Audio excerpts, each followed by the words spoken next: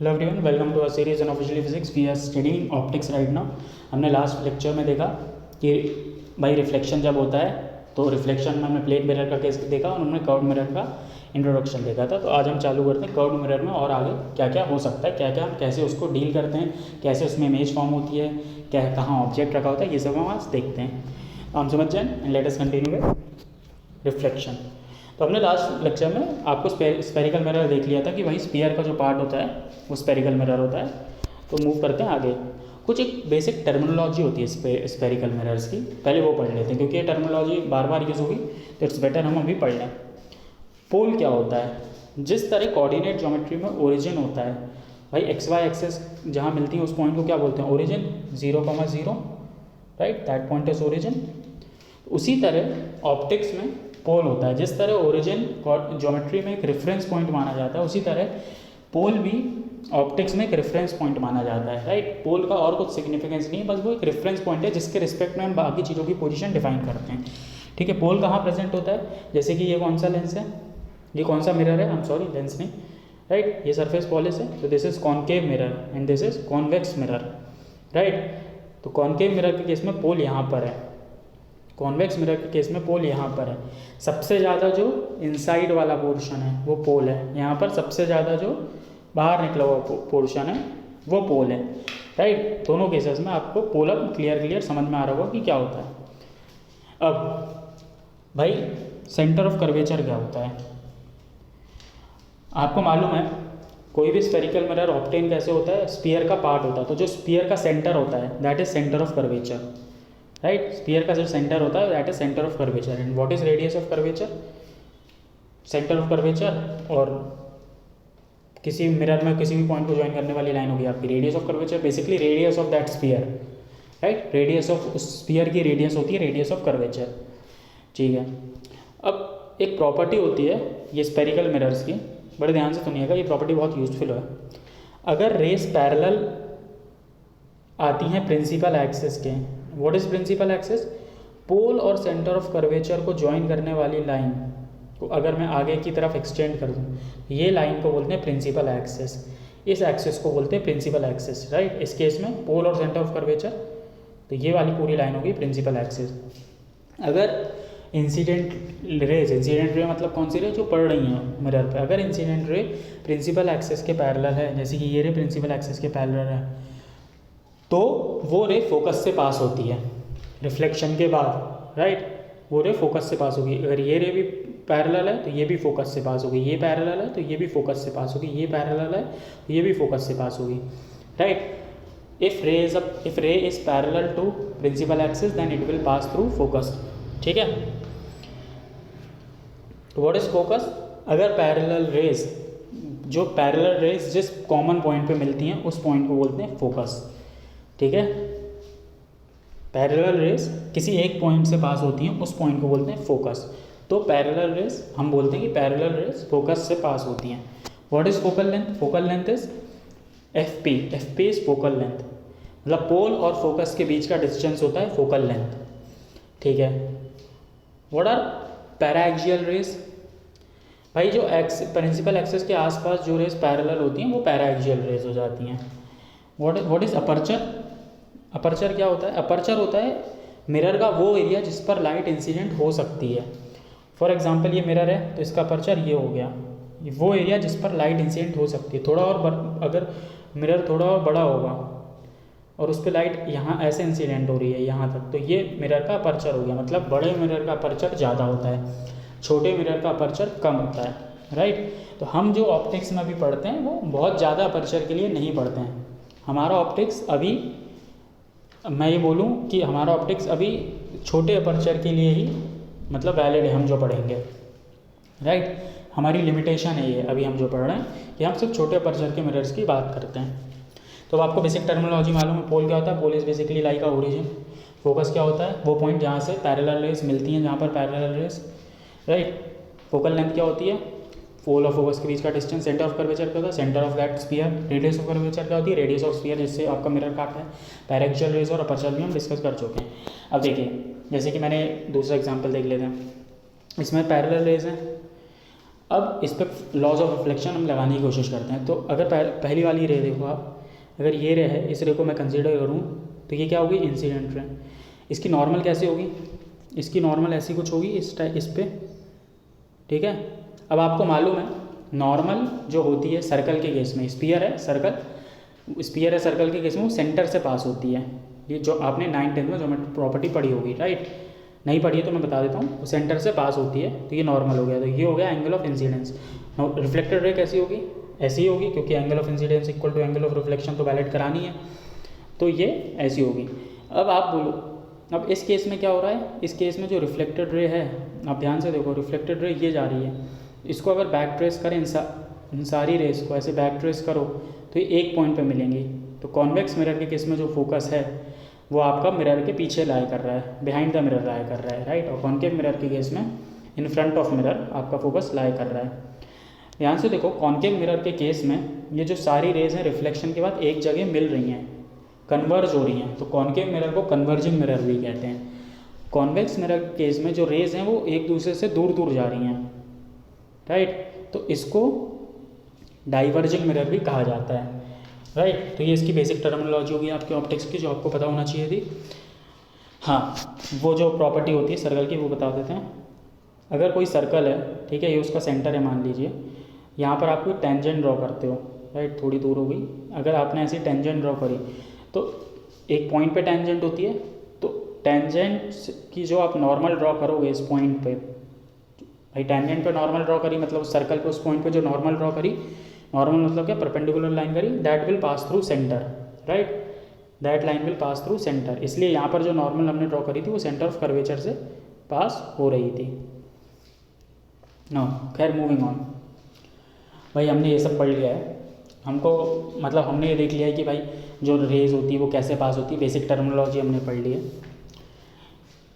अब अगर मैं आपको एक ऑब्जेक्ट दे दूँ, ठीक है, आपको बोल दूँ कि एक ऑब्जेक्ट, एक क्वेश्चन के थ्रू डिस्कस करने की कोशिश करता हूँ मैं आपको, ठीक है। अगर मैंने आपको बोल दिया कि भाई एक ऑब्जेक्ट है, ठीक है, मान लीजिए ऑब्जेक्ट क्या हो गया, ऑब्जेक्ट है कि पानी की बॉटल है या कुछ भी गोल सा कुछ भी ऑब्जेक्ट है, एक यहाँ पर रखा हुआ है, राइट, एक ऑब्जेक्ट रखा हुआ है। मुझे आप ये बताओ कि वो ऑब्जेक्ट की इमेज कहाँ फॉर्म होगी, इमेज कहाँ फॉर्म होगी, भाई स्टडी ऑफ इमेज ही तो ऑप्टिक्स होती है ना, तो वेयर विल इमेज फॉर्म कहाँ होगी। तो आप बोलोगे ठीक है, कोशिश करते हैं।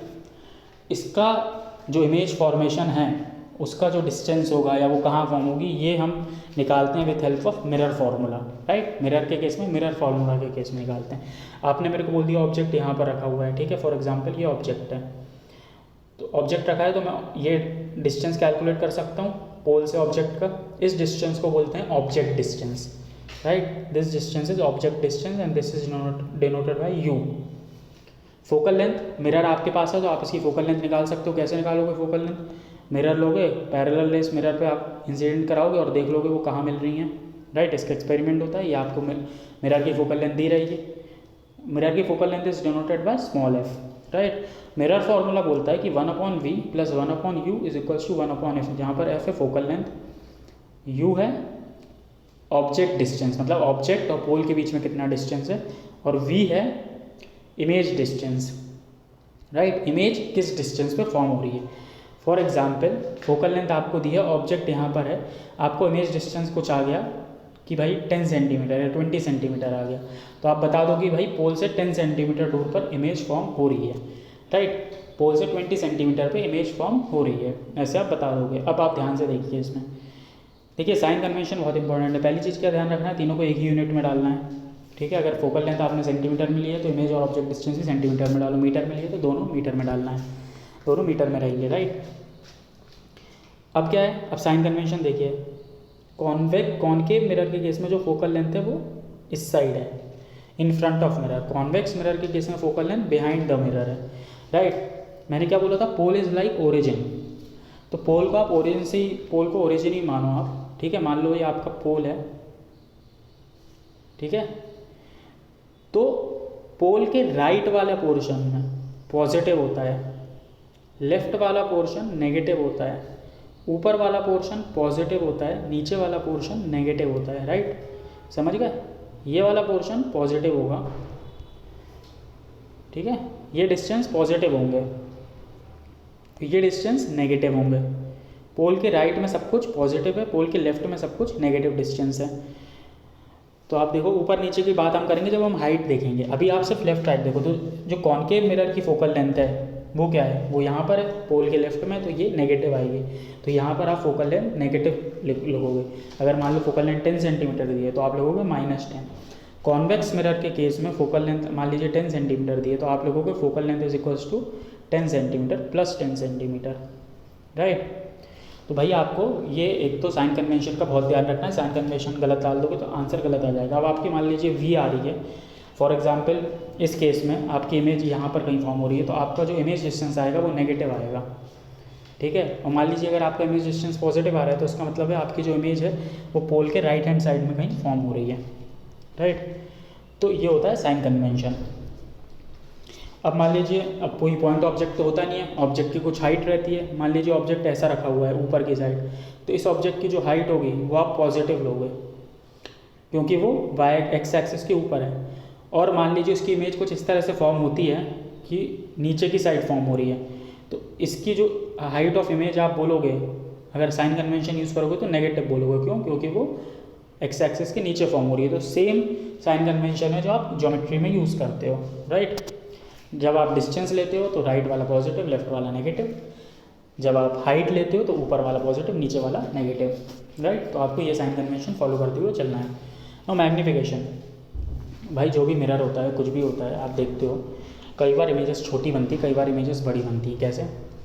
जब आप रियर व्यू मिरर में देखते हो कुछ भी, राइट, तो रियर व्यू मिरर में जो आपको गाड़ियों की इमेज दिखती है वो छोटी दिखती है असली गाड़ी से। तो भाई अगर रियर व्यू मिरर में आप कुछ देख रहे हो, ये आपका अगर रियर व्यू मिरर है और ये आपकी यहाँ से कार आ रही है, तो ये कार तो बहुत बड़ी होती है, इसमें इमेज आपको छोटी दिखती है, राइट। तो इसका मतलब है जब कोई भी इमेज बनती है मिरर में तो या फिर वो छोटी बनती है या फिर वो बड़ी बनती है। मतलब उसका कुछ ना कुछ मैग्नीफिकेशन होता है या डी मैग्नीफिकेशन होता है, राइट। मैग्नीफाई मतलब यही होता है बड़ा होना, तो या तो फिर उसका मैग्नीफिकेशन होगा या डी मैग्नीफिकेशन होगा, कुछ तो होगा। तो वो कितना होता है? तो basically magnification is defined as height of image upon height of object, ठीक है। Height of image upon height of object, यही मैग्नीफिकेशन हो गया। मान लीजिए आपकी इमेज 10 सेंटीमीटर की बन रही है, ऑब्जेक्ट 1 सेंटीमीटर का है, मैग्नीफिकेशन कितना हो जाएगा? 10, ठीक है। और मान लीजिए अगर इमेज छोटी बन रही है, आपका ऑब्जेक्ट 10 सेंटीमीटर का, इमेज 1 सेंटीमीटर की बन रही है, तो हाइट मैग्नीफिकेशन कितना हो जाएगा? 1/10, तो 1/10 मतलब 0.1 हो जाएगा आपका मैग्नीफिकेशन। ये होता है मैग्नीफिकेशन। और मैग्नीफिकेशन कैसे निकाल सकते हो? मैग्नीफिकेशन का एक मिरर के केस में होता है -v/u। यहाँ पर v होता है इमेज डिस्टेंस, u होता है object distance with negative sign, right. This is magnification. हाँ, अगर आपका मैग्नीफिकेशन नेगेटिव आ रहा है, इसका मतलब है अगर आपकी इमेज ऊपर है, राइट, अगर ये आपका ऐसा कुछ मिरर है और आपकी ये प्रिंसिपल एक्सिस है, अगर आपका ऑब्जेक्ट मैग्नीफिकेशन इज नेगेटिव, तो अगर इसका मतलब है अगर आपकी इमेज ऊपर, आपका ऑब्जेक्ट ऊपर है, मतलब हाइट ऑफ ऑब्जेक्ट पॉजिटिव है, तो और मैग्नीफिकेशन नेगेटिव है, मतलब इसका मतलब हो जाएगा हाइट ऑफ इमेज आपकी नेगेटिव आएगी, तो आपकी जो इमेज है वो एक्सिस के नीचे फॉर्म हो रही है। और अगर मैग्नीफिकेशन पॉजिटिव है तो अगर आपकी इमेज एक्सिस के ऊपर है तो ऑब्जेक्ट भी एक्सिस के ऊपर होना चाहिए। अगर आपका ऑब्जेक्ट एक्सिस के नीचे है तो इमेज भी एक्सिस के नीचे होनी चाहिए, राइट। मैग्नीफिकेशन पॉजिटिव का मतलब होता है इमेज और ऑब्जेक्ट दोनों एक ही साइड है। मैग्नीफिकेशन नेगेटिव का मतलब होता है कि अगर दोनों में से दोनों ऑपोजिट हैं, अगर एक एक्स एक्सिस के ऊपर है तो दूसरी एक्स एक्सिस के नीचे होगी, राइट। तो दिस इज मैग्नीफिकेशन। तो गाइस आज हमने देखा कि भाई मिरर फार्मूला क्या होता है, 1/v + 1/u = 1/f। हमने फोकल लेंथ के बारे में पढ़ा, हमने टर्मिनोलॉजी पढ़ी, हमने मैग्नीफिकेशन के बारे में पढ़ा कि height of image upon height of object होता है, जिसको जो -v/u भी होता है। अब इसको हमने ये भी देखा कि कैसे कैसे क्वेश्चंस में अप्लाई करना है। कैसे अप्लाई करना है क्वेश्चन में? मान लीजिए आपको क्वेश्चन दे दिया जाएगा कि भाई फोकल लेंथ आपको गिवन है, u आपको गिवन है, v फाइंड करो, तो आप सीधा सीधा मिरर फार्मूला लगाओगे। या फिर आपको दे दिया जाएगा कि भाई आपको v मतलब फोकल लेंथ गिवन है, v गिवन है, ऑब्जेक्ट डिस्टेंस फाइंड करो, u निकाल लोगे। फिर क्वेश्चन का नेक्स्ट पार्ट हो सकता है कि मैग्नीफिकेशन फाइंड करो, तो मैग्नीफिकेशन निकाल लोगे -v/u से। आपको फिर ऐसा हो सकता है कि भाई मैग्नीफिकेशन निकाल लिया, नेक्स्ट पार्ट है कि भाई हाइट ऑफ इमेज गिवन है, हाइट ऑफ ऑब्जेक्ट गिवन है, हाइट ऑफ इमेज फाइंड करो, तो आप हाइट ऑफ इमेज निकाल लोगे। फिर वो पूछ सकता है कि इमेज इन्वर्टेड होगी कि इमेज सीधी सीधी फॉर्म होगी, तो आप देख लोगे अगर ऑब्जेक्ट ऊपर है और मैग्नीफिकेशन आपका नेगेटिव आया है, मतलब इमेज जो है वो नीचे की साइड फॉर्म हो रही है, इन्वर्टेड फॉर्म होगी। और अगर आपका मैग्नीफिकेशन पॉजिटिव आया है तो इमेज जैसा ऑब्जेक्ट रखा है वैसे की वैसी फॉर्म होगी, मतलब इन्वर्टेड फॉर्म नहीं होगी। अब आप याद करने की कोशिश करो, लास्ट लेक्चर में हमने जो कैंडल की इमेज देखी थी, राइट, रियल लाइफ में, उसमें जो रियल इमेज फॉर्म हो रही थी वो इन्वर्टेड फॉर्म हुई थी। इसका मतलब है उसका मैग्नीफिकेशन नेगेटिव था, ठीक है। सीधी सीधी इमेज की इन्वर्टेड इमेज फॉर्म हुई थी, उसका मैग्नीफिकेशन नेगेटिव था। और वर्चुअल इमेज सीधी सीधी फॉर्म हुई थी, मतलब उसका मैग्नीफिकेशन पॉजिटिव था, राइट। अगर मैग्नीफिकेशन मान लीजिए -1 है, इसका मतलब है कि height of image is equals to minus height of object, मतलब ऑब्जेक्ट और इमेज की हाइट इन्वर्टेड है, दोनों इन्वर्टेड हैं, राइट। तो ये हमने देखा, और हमने आज अब ये भी देख लिया कि किस टाइप के क्वेश्चन आ सकते हैं, उनको आपको कैसे कॉन्सेप्ट लगा के सॉल्व करना है। तो guys that's it for today, thank you.